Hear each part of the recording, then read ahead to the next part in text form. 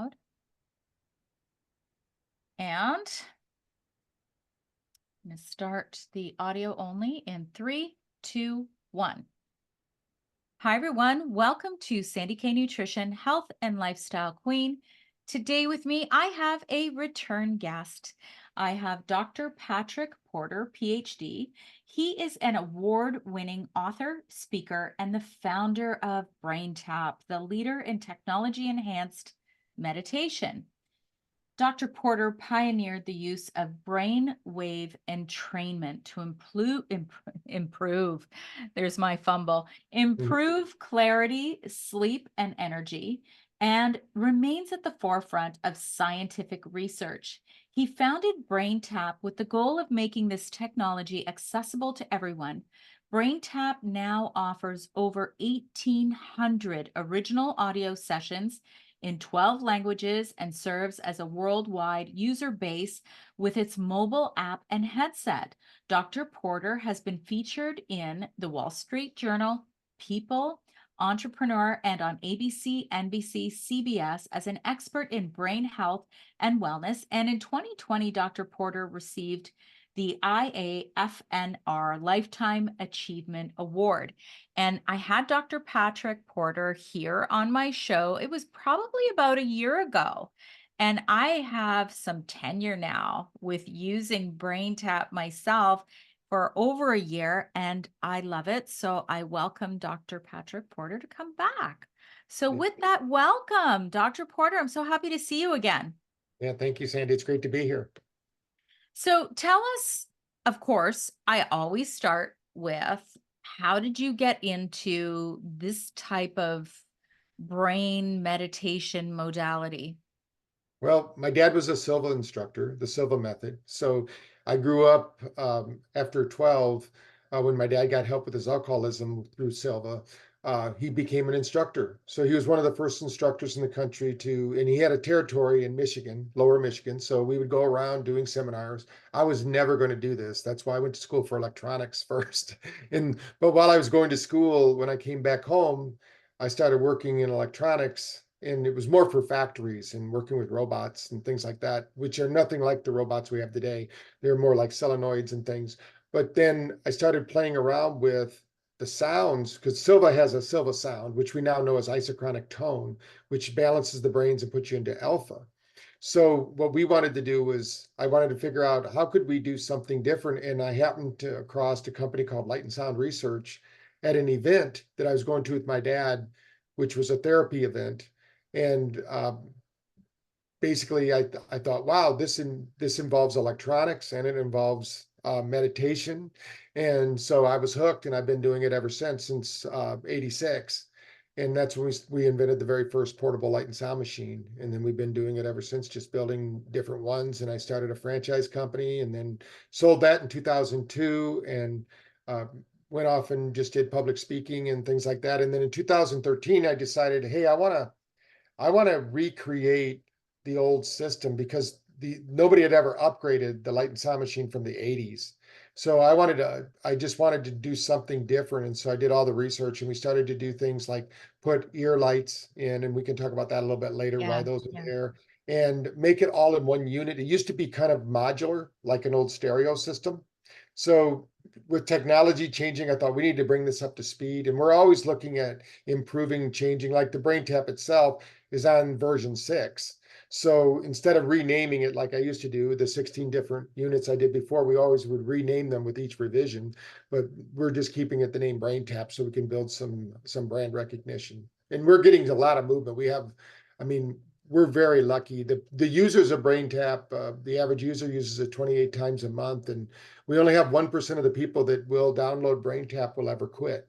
So we have that 1% churn, which is really good. And so I think now's the time to just keep doing it. But I never intended, back when I was younger, if you'd asked me when I was even 18 years old or 19 going to college, I was going to school for electronics to work, because I'm kind of geeky in that way. I love dealing with electronics and, building things and inventing things. And I just happened to be in the right place at the right time. Well, I'm definitely one of those users, because now I feel I feel like I would be lost without it now because I'm one of those people who has a lot of trouble with quieting the mind. And I'm sure you know about different genetics and different types. Like I am one of those people that I have a busy mind. And I Mhm. used to use other things and then I kind of stopped as soon as BrainTap came into the picture because I'm like, wait a minute, this is my shortcut to Mhm. get my body and my brain into a state that I want to be in. Mhm. So maybe describe, I don't know if you have a unit there because for people, Yeah, I um, can go over here. I have one in the back. So, yeah, because this is going to be on YouTube. So I think so it's when great so when they to look show. here, when it's on, this one happens to not be charged right now. I need to charge it up again. But there's lights here. There's 4 LEDs. Those LEDs in the eyes, it's very low photic information, if you will, for the eyes. But if you have blue eyes, we recommend you use low light at first because the eyes bring in light into the brain. That's part of what mitochondria does. And there's more mitochondria in the eyes than any other area of the body by square centimeter. There's more mitochondria, of course, in the brain because it's a bigger organ than the eyes.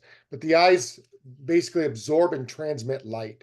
So with the eyes closed, something called photobiomodulation, the light is going to be absorbed. But the real reason for the flickering light, we call it frequency following response. It's actually a science you can look up.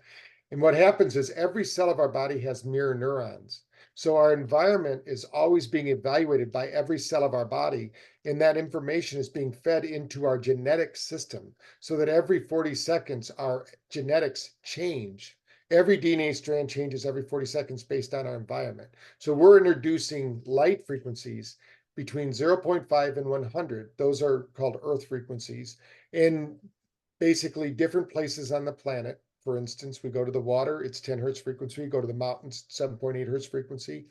We go near a volcano going off, it's over 60 hertz frequency. So we just have to, it just depends on where we're at. And that's why in that frequency, when we walk in on our parents when we were younger and they were arguing, you can kind of feel the frustration or the anger in the air or whatever. And as children, we were more sensitive to it maybe than we are as adults. We kind of formed this kind of buffer, but we want to get light into the brain to do the work. So we also put light in the ears. So you don't see them right now, but in the ears themselves, there's red and blue light. Now that's 470 nanometer and 650 nanometer light. And when they mix together, it's the light that happens at sunrise and sunset that peaks the brain. And so we want to feed the brain. Now those light frequencies actually change because it's not only a frequency of light, 470 and 650 nanometer, but it pulses at there's 7 different Noget frequencies. So those Noget frequencies are pulsing and the body is responding to that with those mirror neurons. Those 7 frequencies, Dr. Noget said, if those are all in balance, then we're healthy. If any one of those are out of balance, we're not healthy. And he used to do it with the auricular points in the ears. So what we're doing is we're just bathing the ear with light and pulsing it at those Noget frequencies. Then it's going through the meridians in the body like you would if you were an acupuncturist. It's going to go through and it's going to clear out those areas. And we can measure that, with something called the neurocheck. Now, with light, that's the main thing that we do differently than any other system on Earth right now, because no one's been able to do what we've done with the light and sound, with the ear lights and everything, because we have a patent pending on it.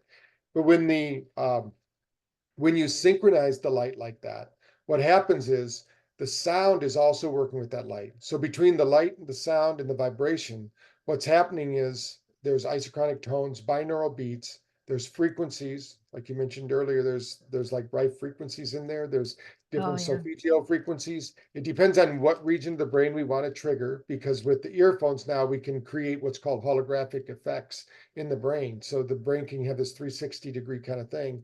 We use 10 cycle music because of something called the Mozart effect. If we can get your brain, so all these things are happening all at once, and the brain is harmonizing with it. So it's like a symphony. That's why we call it a symphony of brainwaves. Then, depending upon the session we want you to listen to, if we want you to wake up in the morning, we'll use SMR training, which is sensory motor training. This has to do with the vestibular system and also engaging in the energy systems of the body. to wake you up without synthetics like coffee or tea or soda or whatever you're doing. Your brain will wake up. We call it digital coffee. Then in the middle of the day, we have sessions for theta reboots because in the middle of the day, about 2 o'clock, the temperature drops. Happens all over the planet. It's just something that happens to our bodies. People get tired. But what we really want is a nap. So we do a power nap with BrainTap. Then at night, that light and sound will guide you into a deep state of sleep to get you more sleep. And we have studies on all of these things, so we can talk about those if we have time today. But Yeah. that's really the background of it. And all 6 of the sciences that we have in the BrainTap headset have been proven very effective. It just depends. What we did is we combined them all together. No one actually uses photonic light like we do, because at Light and Sound Research, when we were all together in there were 6 of us. We started that out, and we used something. What we did was we said, why does a candle get somebody to relax? And then we Mm, realized when you're sitting in front of a candle, a fire burns at 10 hertz frequency. So the mirror neurons are matching that frequency and putting you into an alpha state, which is where you want to go. Like in Silva, the whole thing was get you to alpha so you could visualize and start to realize your dreams. What we found out is to get you to theta. Now, there's a lot of people out there on the internet saying they get to theta all the time. I can tell you right now, without BrainTap, I've only had a handful of people that have ever been able to go to theta on their own. They think they're going to theta, but they're going to deep alpha, but they're not going to theta because theta is such a small brainwave pattern. It's between 7 and 4 hertz. Now, there are people that do it, like people that do a lot of healing and things like that. We find that they seem to have more theta activity, but most people that think they're doing it aren't. If they're not measuring it, they don't know if they're going to theta, but there's a lot of people out there claiming that. But what we found in our studies, most people out there in the world are hanging out in a brainwave called delta. okay. And Yeah. that's when they're awake. And that delta brainwave basically signals that their brain wants to go to sleep, and it's usually a form of inflammation, or the brain is just stressed out. They want to reboot. Just like our brain, unfortunately, kind of works like the old Microsoft systems. A good reboot usually fixes everything. A good nap, or a good Yeah. sleep fix everything. Okay, that's the perfect time to describe each of the brain waves because Mm. here's a question for you. And before you do that, I have a question because I am, I consider myself a pro at BrainTap. I know what I want. I know what I want to go for. I know what I need. I know which ones are my favorite actual sound waves. And okay, but a lot of times I'll go into one. I'll give you an example. One of the Dr. Wayne Dyer ones. I Mhm. love those. I think they're wonderful. Um, I'll go in and then I think they're usually around 30 minutes or so. And then I get out of it and I'm like, did I fall asleep?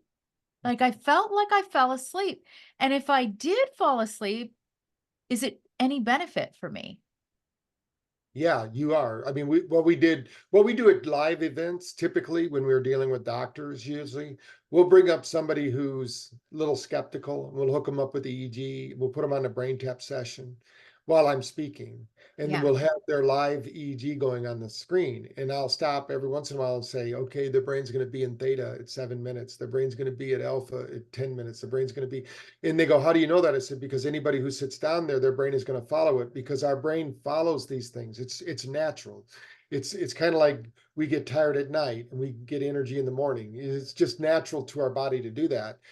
And most of the time, the people will, because we'll do it in the afternoon of a conference, usually on the Yeah. second day. So they're really tired and they think they passed out, but their brain will still go through the algorithm. It takes Okay. 45 minutes to get into a deep sleep cycle. So anything in the first 45 minutes is still going to be brain training.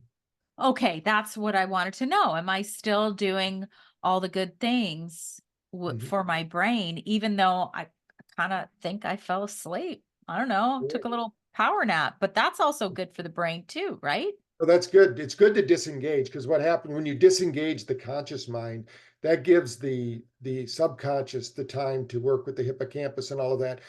And when you do that, your brain is now able to store, categorize, and organize all the memories up to that moment in the day. So now you don't have them all in the hopper. Most people wait till the end of the day to do all that storing, categorizing. And then if you have a few drinks before you go to sleep, that doesn't even happen. That's why a Right. lot of people, our brain, that time, that first 45 minutes of sleep, that's why it's so important, whatever you do before you go to sleep too, that last hour before you go to sleep, you'll probably find that you're dreaming about the things that you talked about or discussed or Yes. read. So you want to put good thoughts into your mind before sleep. Yeah. Eliminate the news, in other words, because that's gonna put fear into your mind and just negative thoughts. Right.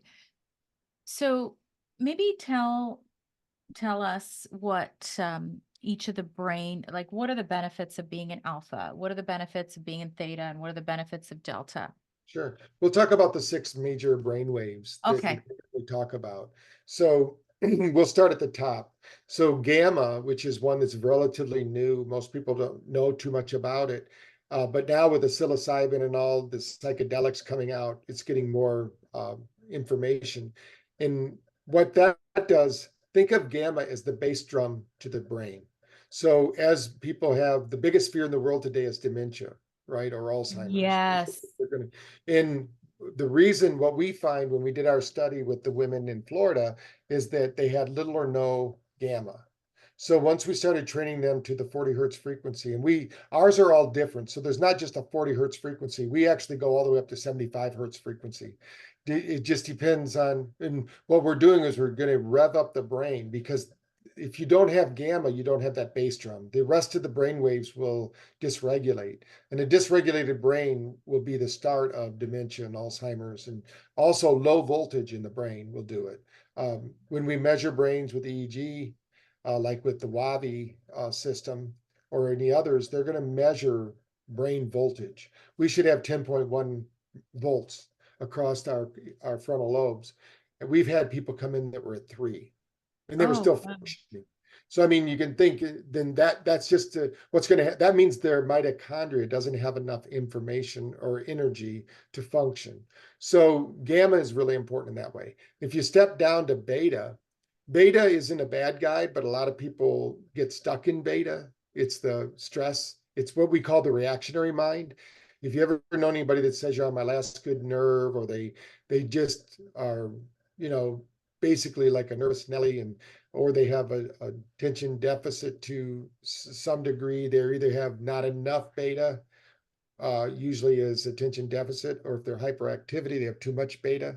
So you want to have about, if you look at the brain waves in balance, gamma should be about 5%, beta should be about 40%. And Okay. then when we step down to uh, between right after beta, there's one called SMR, sensory motor rhythm. It's a part of the alpha. It's right on the band of alpha and beta, but that's the one, as we grow older, we start to lose that brainwave. It's the one that it has to do with your vestibular system or balance.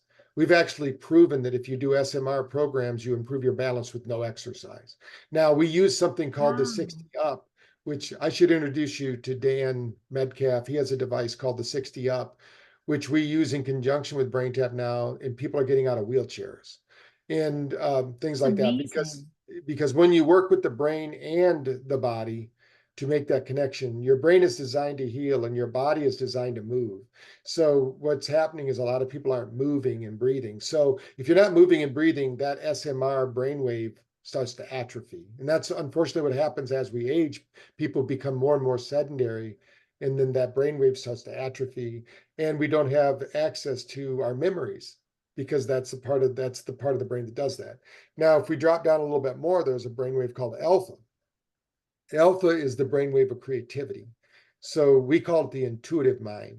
So you need about 30% of that alpha activity. And I'll Hmm. include SMR in that. So when you think about that intuitive mind, when you're walking around being beta conscious, you're reacting to things. Those people that have intuitive problem solving skills are probably the highest paid people on earth, because they see a problem, they immediately come up with a solution. Some people see a problem and all they do is talk about the problem. They don't understand that there is a solution to a problem, or it's a law of nature. If there's a solution. So that alpha brain, that's important, like playing games, socializing, being around friends. And if you don't have alpha, we found with the autism community, like people who are on the autism spectrum, they will have zero or very little alpha.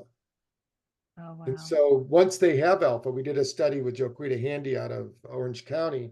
Once we got the brains of the children in the study up to 23%, 90% of them started speaking.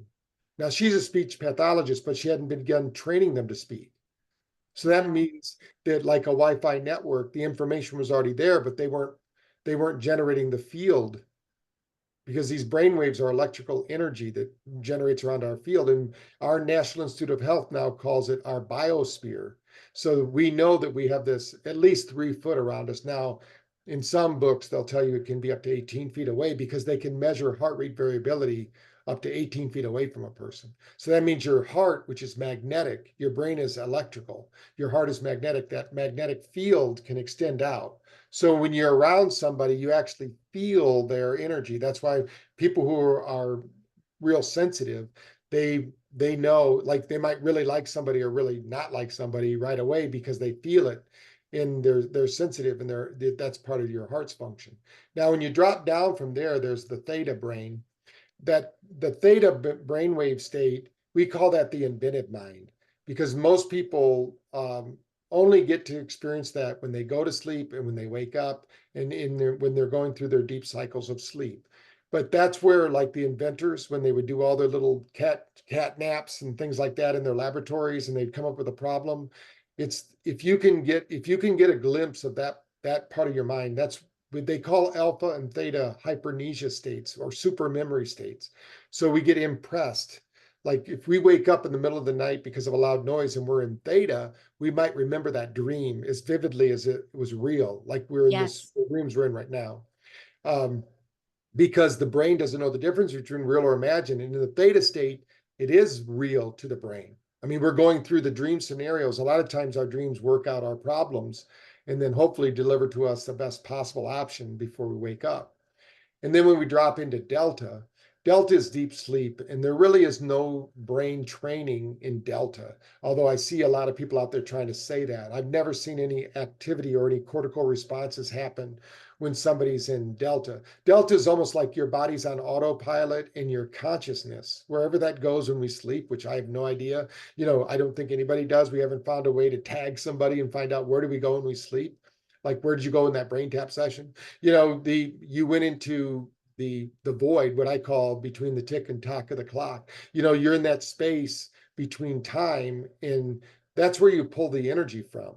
And you'd be amazed at what we see in the lab when somebody gets into those states of unconsciousness. Their energy level in their body just increases. It's almost like when you're in that space, it's almost like your body absorbs energy from around you. And when you're not in that space, you're just projecting energy, or you're using up energy, like a fire consuming a log or something. And so these 6 brainwaves, there's not one that's any more important than others. But if we have more than 20% delta, we're going to feel it as a tiredness. And most people are above 50% that we measure. So that means that's why they're tired at the end of the day, or they're stimulating all day long with coffee and tea and chocolate. Mm. Well, with theta, I've interviewed some people who say that theta is the place that you want to go to really clear out those limiting beliefs, to reprogram. Does this make sense to you, Patrick? Oh yeah. Yeah. That's why almost 90% of our sessions are theta training. Yeah. The Yeah. problem is it's very hard to do that on your own. That's why if people go to therapists or something like that, they might be able to get them into a theta state, guiding them there.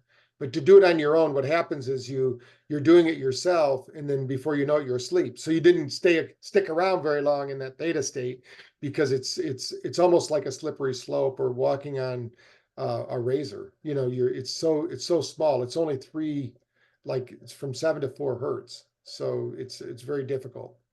But if you're doing a theta program in BrainTap, it can keep you in that area.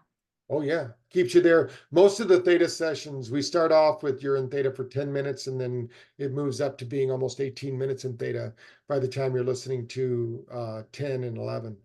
So we're training the brain to spend more time in theta. And then what we find is that people are able to go to theta once you've been there. It's kind of like if you go to Hawaii, you can read a book about Hawaii and know all about rainbows and waterfalls. But if you go there and experience the rainbows and waterfalls, then you remember them. It's much different experience. So we find that I was doing a session in India with Dr. Varun, and I told him to, I said, go to alpha. And he did. I said, go to theta. And he said, difficulty. So I had him do the theta training. Then I said, then we did the same thing. We said, go to theta. Now that he knew what it felt like, he was able to go there. Oh, He's wow. like, he's a deep meditator. And we had a girl at Quantum University once. We brought her up on stage.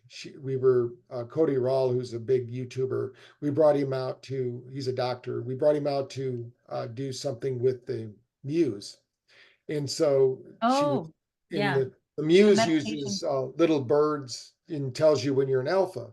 But Yeah. the problem is they took theta out of their equation because nobody was getting there. So they were getting a lot of complaints. And so now theta, if you're in theta, they consider you asleep. And so it's really weird, but there's an app you can get third party app, I should say, that will track your brainwaves in the Muse. So, but Oh, when she went up on stage, she only got like 8 birds in 10 minutes, which is pretty sad. And so I took her out to our booth and I said, I'm going to have you listen to Alpha, then we're going to have you go back up on stage because I want to show Cody something. And so we did the session with her. She went back up on stage. She had 48 birds. He goes, how'd you do that? He goes, well, Dr. Porter took me out there and had me experience alpha. And then now I'm able to know what alpha feels like so I can get more birds. So it's like, that's the problem with neurofeedback a lot of times is they don't know what the feeling's like, but they're telling them to do it. And then when they do it, they don't know what they did. So they don't know how to yeah. mimic it when they leave. So we want people to be swimming in the soup, not just tell them about the soup or try to get them to consciously do it. We're going to get them Okay. the experience. I have to, so I used to use Muse a long time ago, and this was when they first came out. I think it's been around for like at least Yeah. 8 years or more. And I found it to be helpful, but now I've replaced it with both BrainTap and, yeah, I'm going to say it, Newcom. Mhm. And maybe I'll ask you the difference in that, what the differences are, because people ask me that all the time, but I use both. And I stopped with the Muse, but so you're saying I can actually, no, I can't put the Muse on if I've got the headset for Oh, BrainTap. we've done that. We've done that a lot. Yeah. You can? There's a third-party app where you can measure brainwaves. It shows sometimes we'll have an app showing the brainwaves and we'll have them put the Muse on while they're doing brain tap. And you can see the brainwaves changing while they're on the session. I Yeah, would you can love do it to at the try same time. that Yeah. because I have a Muse Mhm. meditation headband, but I would love to actually know, like, okay, well, what's happening? I'm a geek that way too, Yeah. Patrick. I There's like to actually a measure and third see. party. Yeah. There's actually a third party app. I would have to find it and get it to you. But if you look at third-party apps from Muse, there's one that measures brainwaves, and it'll actually map the brainwaves. And you can say you just want to see theta or you just want to see alpha, and it'll Yeah, one brainwave during the session, and you'll see how it improves or changes, or even delta. Because the Muse is a great device. It can measure a lot of things, but it's limited because of their software, and doesn't because get you there yeah. necessarily, Yeah, it just right? measures what's happening. Yeah. Yes. It doesn't do anything for you other than say, okay, here you got this app is doing this thing. And we've used it for other things too, just to measure because it's pretty neat. But I mean, we're actually developing a sleep mask right now that's going to be out in the next few months that the first generation will not measure brainwaves, but the second generation will. And we're going to measure sleep brainwaves. And if you come out of your algorithm, once we get your best sleep algorithm, it will turn on only when you come out of that sleep pattern and put you back into it to retrain the brain to get into the deep sleep, because 2/3 of the world isn't sleeping still. So we Yeah. need to have solutions for sleep, and it's going to be one that wraps around the head so that you can wear it while you sleep and you don't have to worry about breaking the equipment. Okay. And Yeah. yeah, I'm actually here within the next 3 weeks. I'm going to get my first prototypes of that. So hopefully everything works out and we can get that into production and start selling that, and it's going to use HRV and EEG eventually. So Oh, we can very measure both cool. of those things while people are sleeping. Just on the whole topic of sleep, I have to say that I feel like a lot of these sleep trackers they're not that accurate for measuring all the different stages. And then on top of it, like measuring HRV, I remember, I was using two different devices, and one was telling me I had an HRV of like 10, and another one was telling me I had an HRV of 50 or 60. So, I have heard that really the most accurate is it EEG? EEG? Well, EEG is good, but heart rate variability is there. What's the problem is most of them, like Whoop or uh, BioStrap or the rings, Yeah, they're not getting the real data.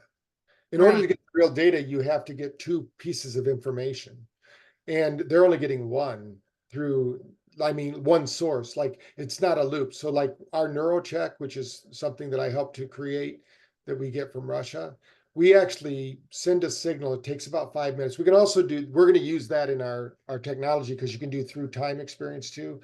But what we usually do is get a 5 minute collection of data, 300 heartbeats, and then it's going to average those 300 heartbeats. And between the heartbeats is the RR function. Now we're measuring real frequencies. What the Aura Ring is doing is it's got its algorithm, so it's measuring two different ones. We're getting 7 frequencies to get our data. They're Yeah. only using 2, and they're getting the low frequency and high frequency. So they're getting two that are very important. They're like the fight or flight or the parasympathetic. So those are the only two they're measuring. And that's why I don't know if you use the Aura Ring, but if you look For online, many years, but I put it in a drawer in February 2022, and I never looked back because honestly, it was stressing me out because I'm like, why is it telling me I'm like half dead? Like, right? Well, they changed right? their algorithm. I think it might have been around that time. And people who were getting 90s and 85s, they went down to 60s and 50s because Yeah, they changed their algorithm. We found when we did our sleep study, we used the BioStrap. that's It's what I used to use. Yeah, it's a pretty nice one, but you don't need to wear it all the time. You just wear it when you go to sleep and when you want to track your sleep.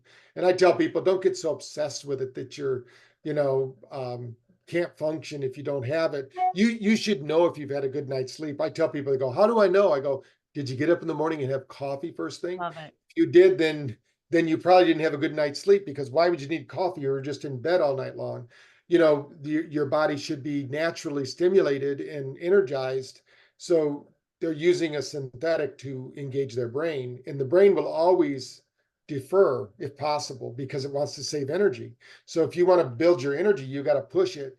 It's like working out. The first 2 to 3 weeks of working out, people are like, "Oh, I don't know if I want to go." But by the third or fourth week, you're getting up and wanting to go because your body's going, "Hey, I love the way those neurochemicals make me feel when I'm working out, and I feel good." And when you eat well, the same thing. If you're used to eating poorly, the first 2 or 3 weeks, when you change, your taste buds are going, they're screaming, going, "Hey, they've been adulterated or whatever." And then eventually they go, "Wow," like when you eat fruit and you haven't had a lot of sugar, you go, "Wow, this fruit really has a lot of sugar in it. It really has a good taste to it." But if you didn't, you don't really notice it. Same thing's true with anything. We need to get the body to do its work, and then we get the pleasures that are free. That we don't have to stimulate all the time or eat a bunch of chocolate and drink a lot of coffee. Yeah, no, that's excellent point. I have to get back to the whole theta thing because a lot of people like to understand, well, what can it do for me in particular? And a big thing for me, most people know, I don't have a thyroid.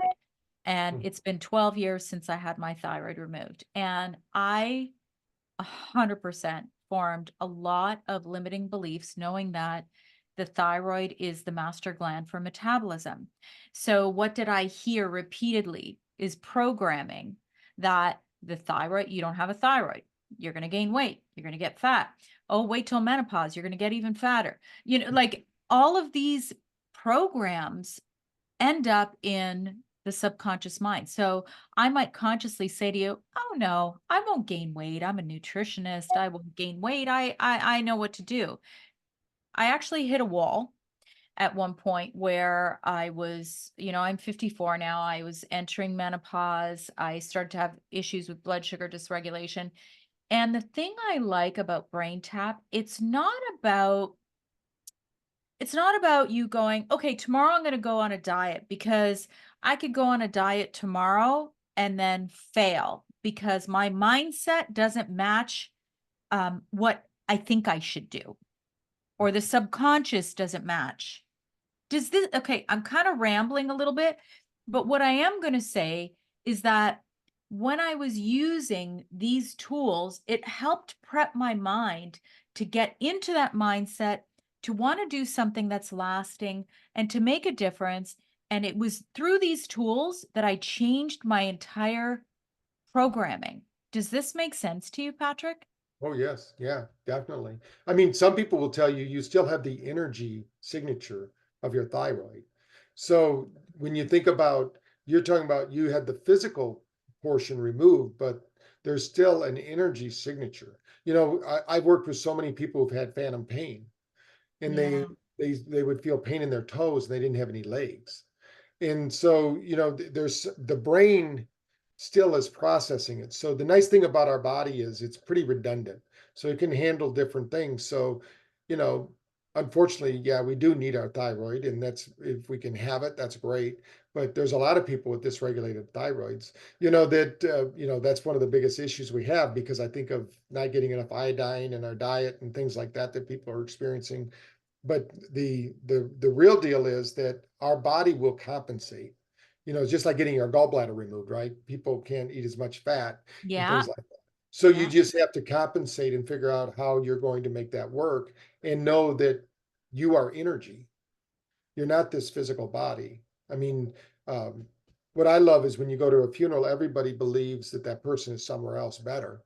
But, 3 weeks before the funeral, half the people don't believe in anything after death, but when they're at a funeral, because you're faced right there with somebody who's dead, that you knew they were just alive and now they're dead, and you go, where are they at? You're the energy that made that body work. So you're not your thyroid. You're this energy system. So I think that um, you've got to probably take different care of yourself and do different things to make sure whatever the thyroid was doing, you're probably compensating for it. But I've known people that have had all sorts of things taken out and they don't seem to miss a beat. Then you see other people that get one little thing taken out, and that becomes their reason for not achieving. You're The right. whole thing is that, are you looking at life as a series of opportunities or a series of challenges or a series of threats? We know that those people that look at life as a series of threats, their immune system down regulates. If you're fearful all the time, there's a couple negatives going on there. Um, Number one, you're going to be disappointed a lot because you're looking for it. But number two, your liver is going to keep over creating sugar, because we have 25 grams of sugar in our liver. And every time we're stressed out, it pumps it out in the bloodstream. And then that dysregulates the whole system, because sugar is like the worst thing we can put in our body. I don't know about, as a nutritionist, have you ever known anybody to have a carbohydrate deficiency? I've never known anybody that has, our body can pretty much make all the carbs we It need, can. It can Yeah, make it. yeah, Yes. yeah. Yeah. So, people they feel like they need to eat sugar and things when they're not, if they're hungry, because they need energy, but they don't realize that their body can produce that energy. And we need to provide our body with the nutrition for the brain right now. We're more of a brain culture than we are a body culture. It used to be, I remember in the 70s going to visit my family in Iowa, and I was training to go, I was running track for Ferris College.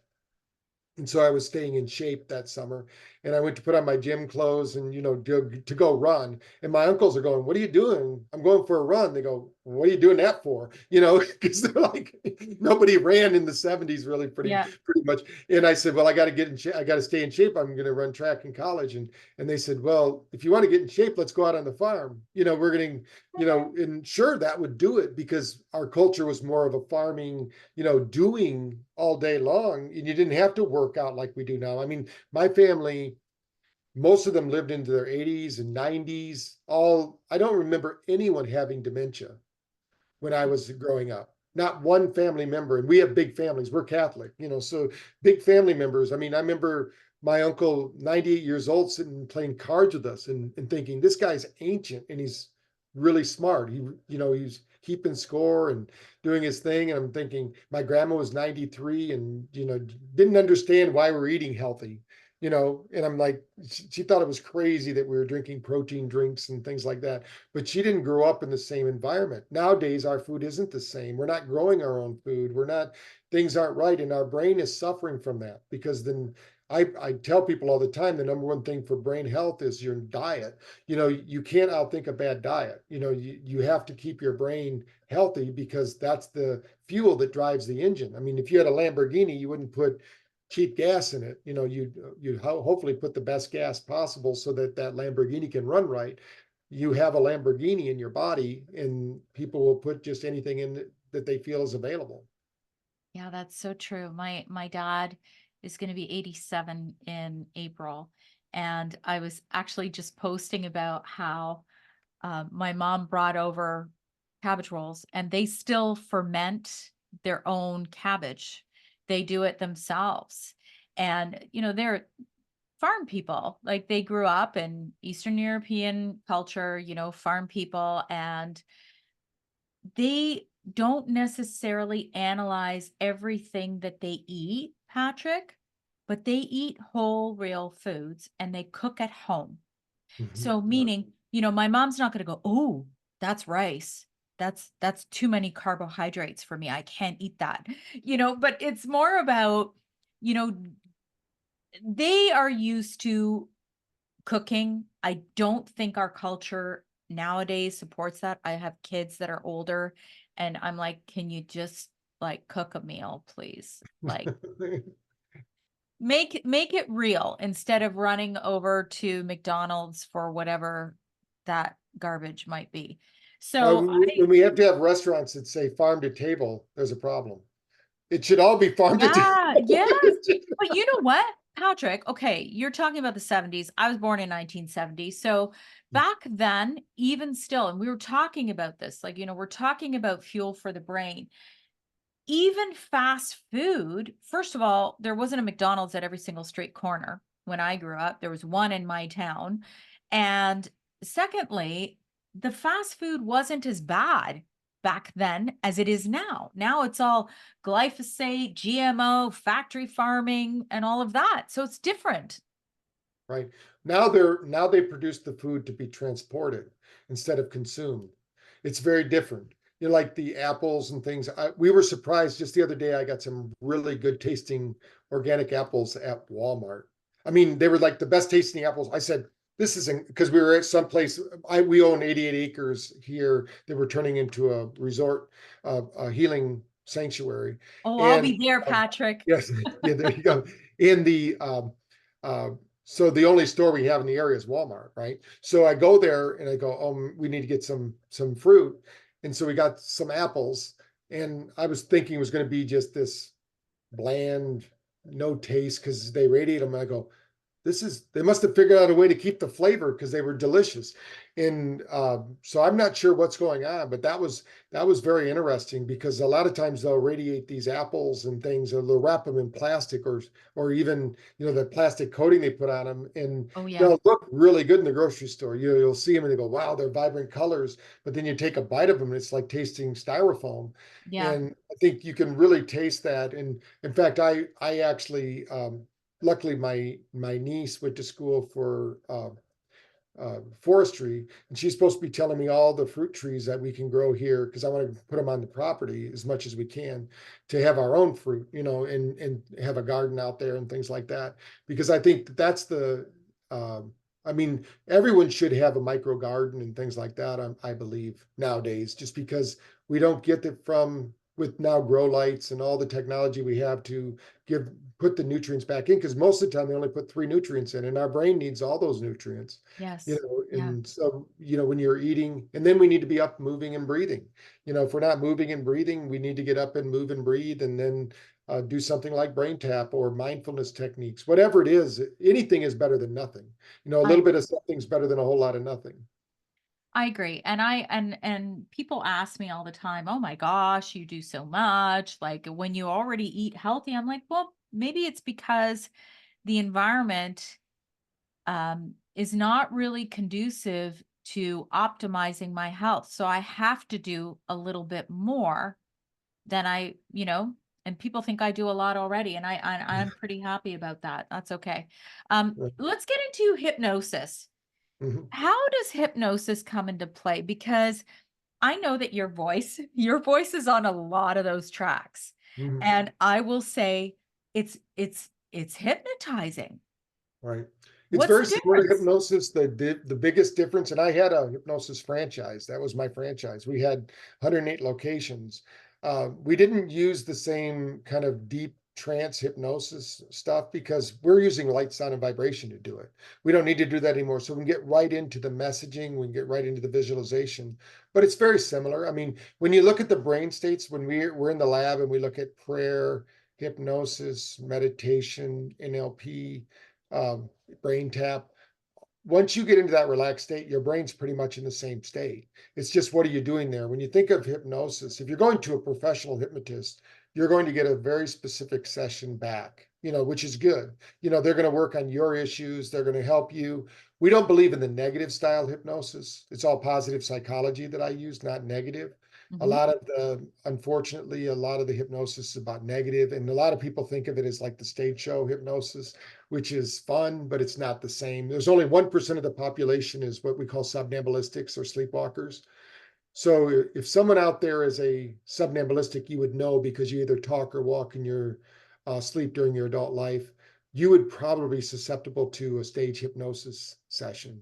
But that doesn't mean that they're going to just believe everything. We all have protective mechanisms. And the nice thing that we know about hypnosis is you would never do anything you wouldn't do under other persuasion techniques. Like, you're not going to just do something crazy because somebody said it during a relaxation session.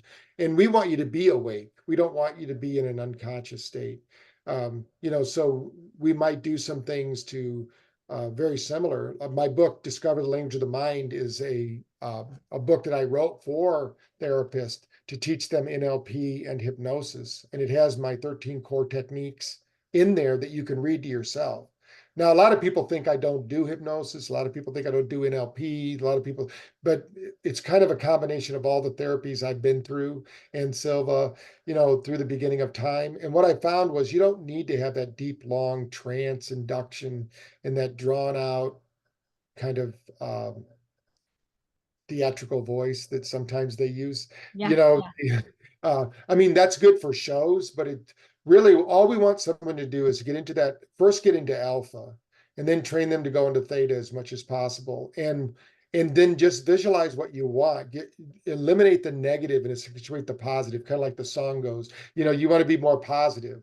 We always give the protection. You'll hear in the sessions where I say negative thoughts, concepts, and beliefs will have no control over you at this or any level of the mind. That's a Silva kind of suggestion that Jose Silva came up with. And it basically tells you you're in control. You get the choice to accept or reject any of these suggestions. So it's kind of like going to a business meeting. You can say, well, these are all great business suggestions.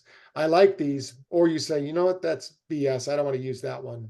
You can Mhm. pick and choose what you want to use. But then the main thing is, until you try it on, and that's where visualization comes in. Until you try it on and the brain gets to experience it, you don't know if it's going to work for you or not. And the whole thing that we teach people is it's okay to fail. That's why you'll hear in the sessions too, anything worth doing well is worth doing terrible at first. So you can learn. You want to learn, adapt, improvise, learn, adapt, improvise, and then store, categorize, and organize all those beneficial things that you've done so they repeat themselves. You want the good habits and you want to eliminate those negative habits. What do you think about this? I'm a big believer in the energy of crystals. I Mhm. believe in crystals. I think that they all harness different energies, different crystals.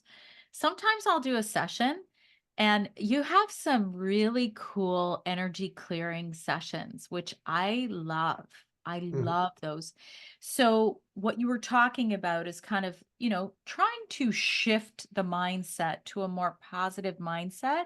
So, sometimes I'll use like a selenite crystal and I'll Mhm. put it like where my heart chakra is, and then I'll do one of the energy clearing sessions and I will wake up in a better mind state. Let's face facts. Like I don't believe that I know I'm not the person who could just fake it till I make it. Mhm. I very much feel what I feel and I can't be fake. And, some people go through life that way. I need to process it and Mhm. it helps me process it. What do you think of that? The crystal Well, add the on. crystal has a vibration, right? So Mm. it's broadcasting, and everything is broadcasting a signal. That's why it's physical, it's in physical existence. So your mirror neurons are reacting to that crystal. They've actually done lots of studies about this. In fact, at Quantum University, where I teach with Dr. Druin, has a really cool meditation. We have him on BrainTap too in the Gamma series, where he takes a crystal and he puts it on the different energy centers, Oh, and it's a pretty cool meditation. So people do that all the time. I'm not an expert at crystals, but I love them. I have them around, just yeah. as things, and I know that they all have different properties. Yes. And I think that there's definitely something to it. I mean, when you look at things like feng shui, which is the ancient art of placement, you know, people know that their mood changes if they have everything in a certain order in their home. If it's all in disarray, then their energy won't be right. But if everything's in the right order, like even in Chinese culture, they have things they'll put in the windows and things like that just to make the energy flow. They call it qi. So Yes. there's this energy is real. When I was I took my family to Stonehenge. It's a long story, but we weren't supposed to go there, but we went there and we got in, and we got it to ourselves one night. We rented Stonehenge with just my family, and the guy took us through and did these dowsing rods with us. Oh, And I've done that. I did that in Sedona. It was so yeah, cool. yeah, there's energy rings around it. And my son, who is definitely not a believer, Yeah, that's my daughter. and so we're walking out all together in a row, and everybody's rods go out and then come back in when we walk across this area. He said, "Yeah," he says, "about every 20 feet, it's like energy rings um, around it." And he's like, wow, there's something going on here. Yeah. And we have these piles of rocks that they they actually unburied, and there's people buried in there like their sitting position. They don't know why they did it, other than like to mimic maybe spacecraft or something like that. In the around there is just tremendous amount of energy. When you walked up to it, there's just like this energy blowing off these rocks, and they don't know why.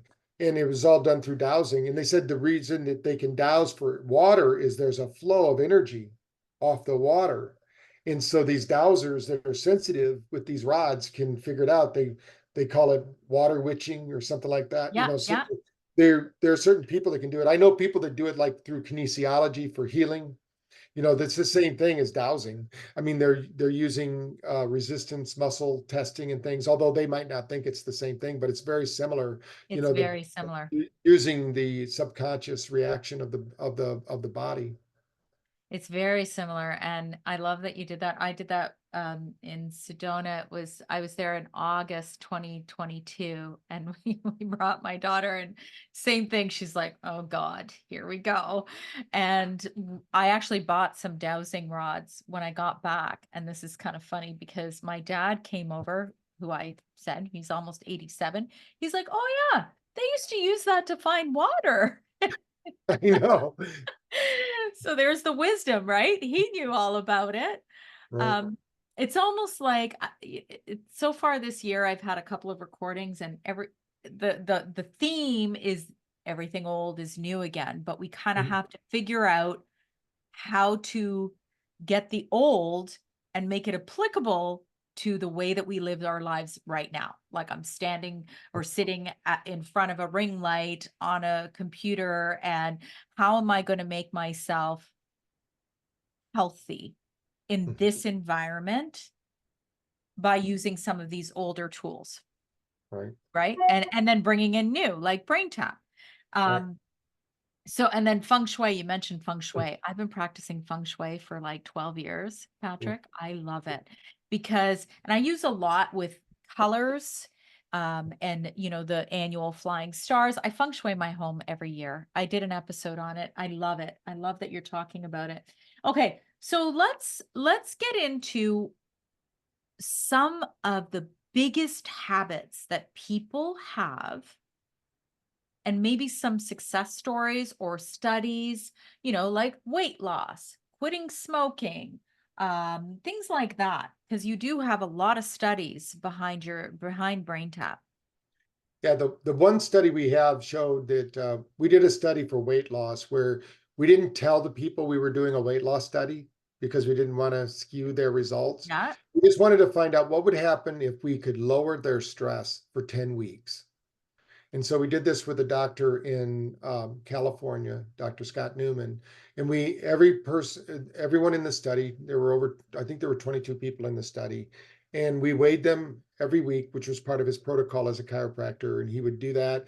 And then we basically measured them for 10 weeks. We never told them that they were going to be losing weight. We told them that it was he does do a health classes. So they knew they were going to be eating healthy and things like that, but they all came back saying, wow, I'm drinking so much more water. I don't know why. And I'm giving up this and that. I'm slowing down my eating. I'm making better food choices.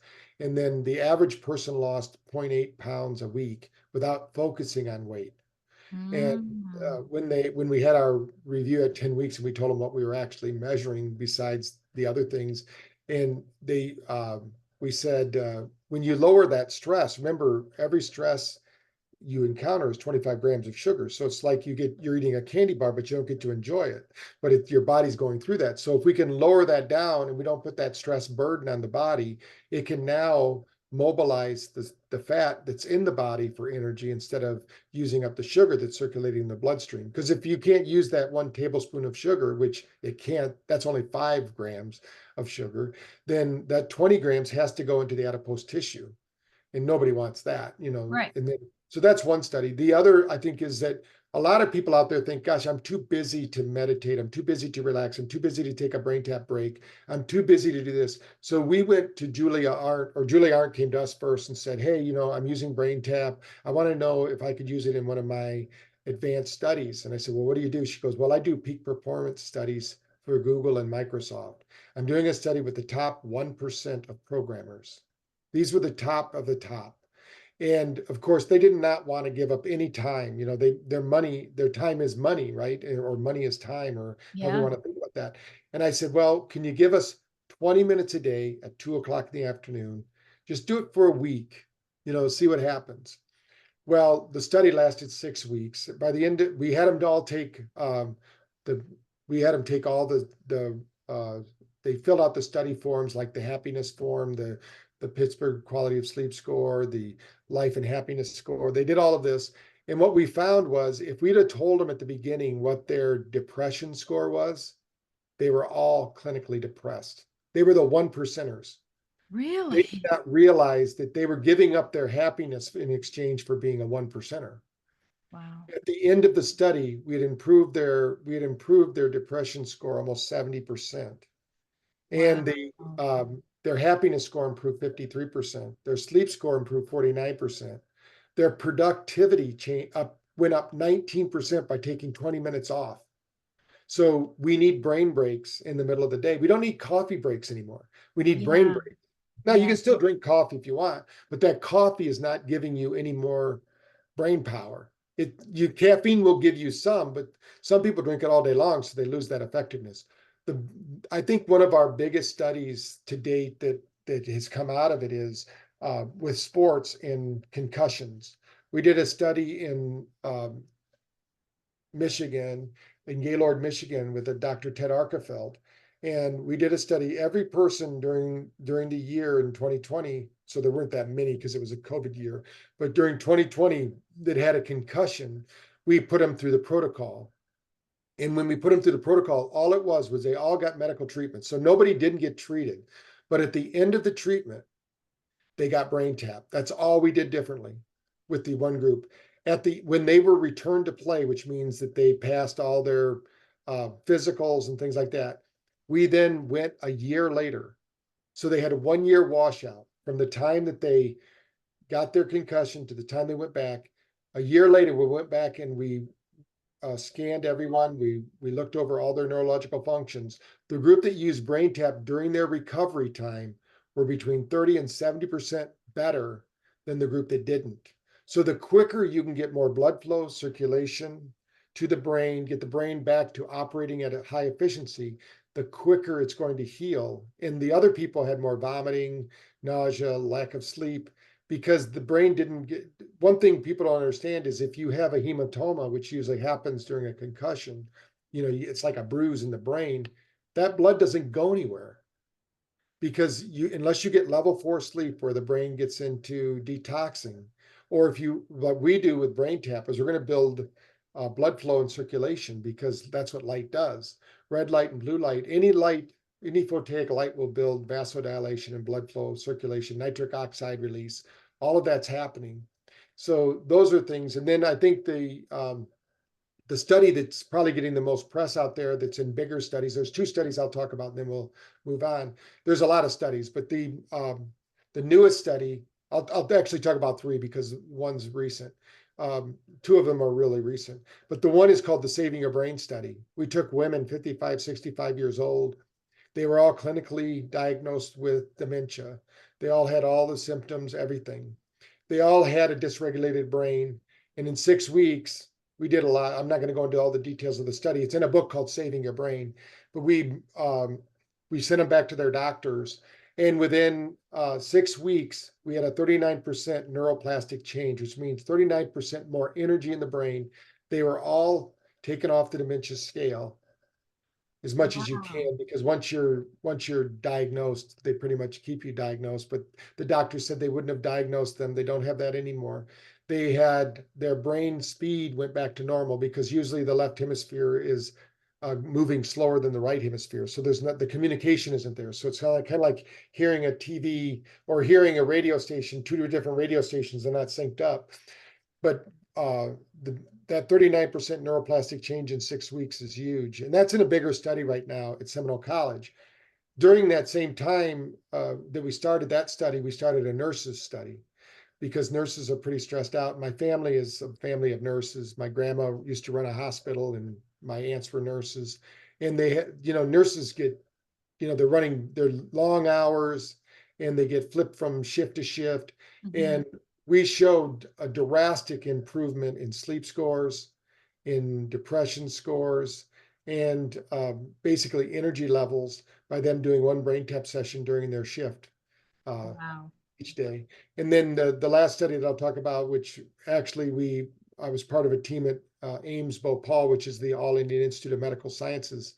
They actually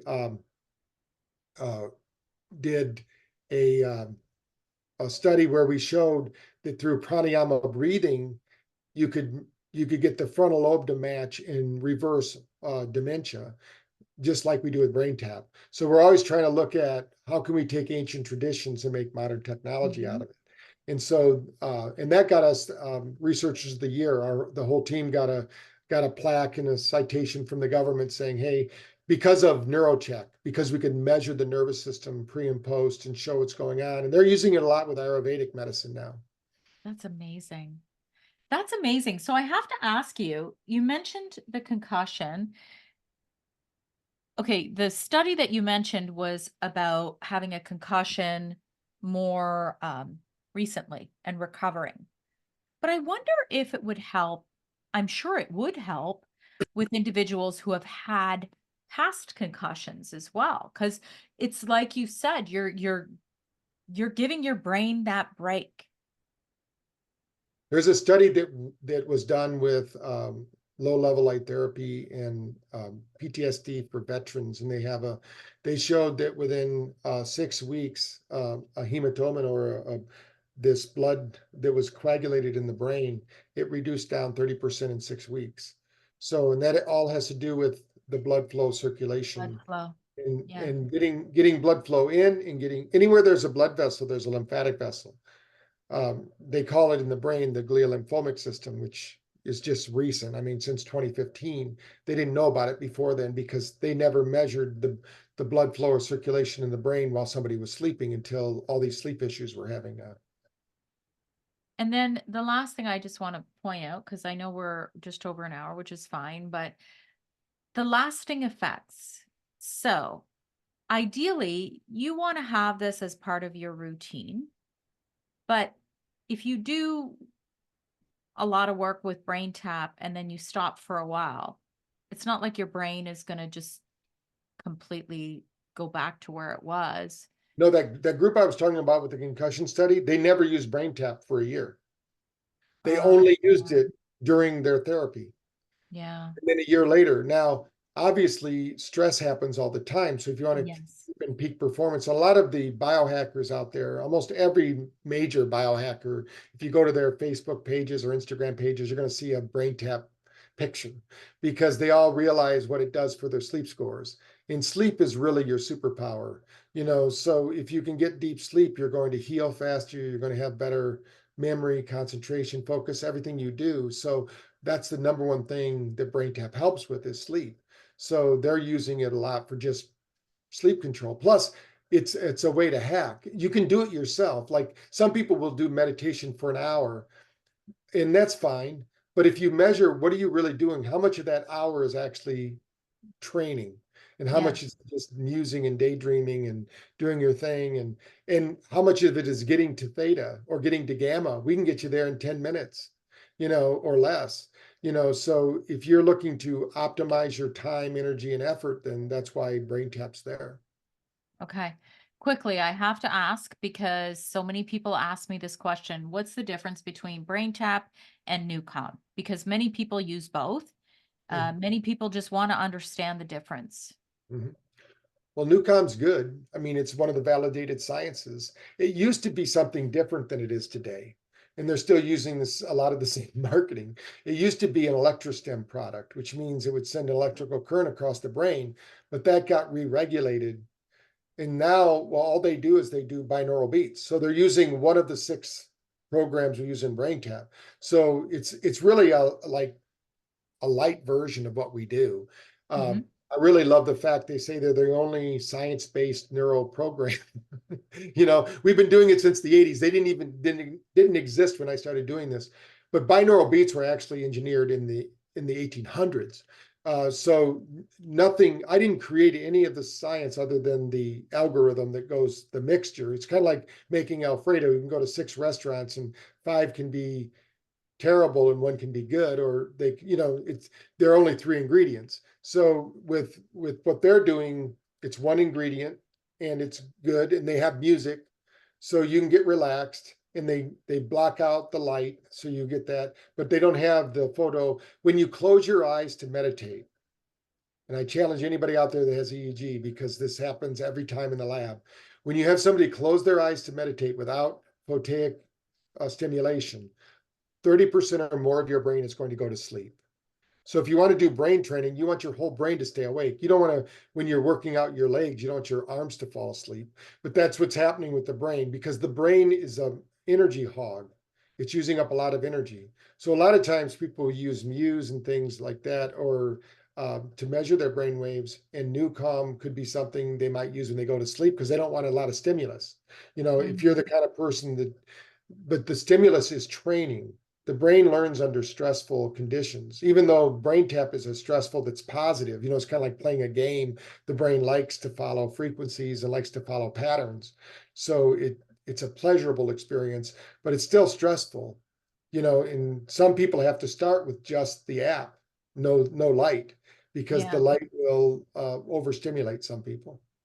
Right, right. And then speaking of sleep, there's probably certain programs that are better to do when you are winding down and you maybe don't want to do certain stimulating programs, let's say at, whatever, 5 o'clock, that, I don't know. Like, when do you Yeah. do? Because I We personally, have sessions that if they say AM on them or they're SMR, we don't recommend doing those after 3 o'clock in the afternoon because some ah, people, it would be like, some people can't drink coffee after 3 or they're up all night. so they This, actually say that, Patrick?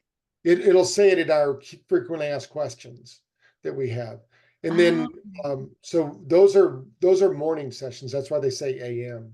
And then we have PM sessions or our Sleep RX program. Those are designed to take you to Delta, drop you off. All the others, they can be used anytime you want. So there's very specific sessions for AM that trigger cortisol, norepinephrine, and dopamine. okay. And then there's the sleep ones that are going to trigger you to go into a deep state of delta. The And then others are there's in theta, between.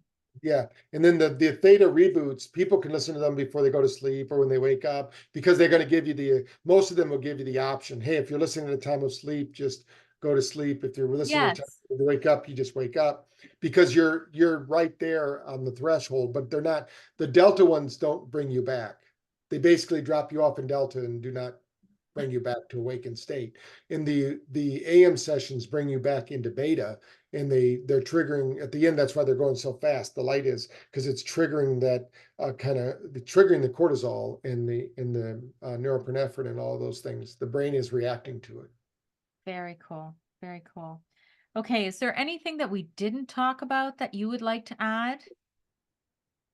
No, I think just try it out for yourself. The biggest test is to do it for yourself. Do it just if you download, I'm sure you're going to share your link. If you download the app, even without the headset, you should feel a benefit within 14 days. If not, you can go on and cancel that. Would not pay anything. So Yeah. when you share your link, you can go there and get a 14-day trial. Do it. There's a quick start there. I recommend everybody start with a quick start, dedicate, just wake up 10 minutes early in the morning, do the 10-minute, you'll wake up with more energy. At night, you don't have to worry about it. Just start it and go to sleep. And then in the middle of the day, just pick a time during the day and do that for the next 13 days. And some people, what we tell them is do it for 9 days, take 2 days off, then do it again, and you'll really feel the difference. Because then you'll feel what happens when you have a couple of days off from doing it. You'll really feel what happens, because the effect is about 72 hours of a brain tap Mm. session. Yeah, no, like I said, I love it. I use it regularly. I try to do a little session every day. And the other thing I will say, just from personal experience, I like to use BrainTap to kind of match with my own goals, whether they be personal, whether they be work related, whether they be, I want to. That's my best way to describe, like, where do you start? Because sometimes people, I know you have start here, but Mhm. sometimes people want to explore the sessions and they want to see what's there. So, what are your goals? I think Yeah. BrainTap can meet you there. Yeah, we also have outcomes now. So they can go in and they can say, here's my outcomes, and it'll give them a suggestions of what to listen to. And we're Oh. always adding those. One of the things that they can look forward to is people like yourself can add your playlist to it. Mm. We're working on that. So if you have followers that are going, hey, I wonder what Sandy's listening to, they could go see your playlist and choose those. We're going to have, that's Oh. something we're doing too, to like with some of our athletes and things like that. Like, I don't know if Tom Brady will do it, but I mean, people like that that use the brain tap, if they would share their to social media, then to our social, we're gonna have a social site of brain tap app, and then they'll be able to see, hey, that's what they listened to today or whatever. Now, some, of course, Oh, they're very if cool. they're listening to something private, they're not going to share it. But if they, uh, because you can also work on your relationships, your uh, sexuality, and all of those things with brain tap. We have different authors that do those things. Yeah, and I get people who ask me all the time because I'll do like a little screenshot of what I was listening to and then tag you guys and they'll be like, "Oh, what's that one called?" Or you showed something and they want to know which one it is because they know I'm into all of the, I'm always looking to grow as a person, Mhm.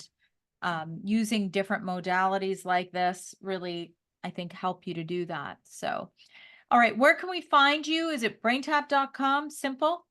Yep, simple like that, or Dr. Patrick Porter. Then go to the YouTube channel, hear more videos, or watch more videos and things like that if they want to. And you guys are pretty active on Instagram. It's just at Yes. BrainTap as well, right? Yeah. Thank you At so BrainTap Tech much. on Instagram. Yeah. Yes, you guys are always on there. Well, thank you. I really appreciate this conversation. I think we went a little deeper this time, and I love it, Patrick. Such a pleasure. Okay. Thanks for having me. I love talking to you as well. So let's make it a date for next year then. See what's new and Absolutely. okay. Absolutely. Thanks, Patrick. Okay. Thank you. Okay, I hit stop on the audio Mhm. and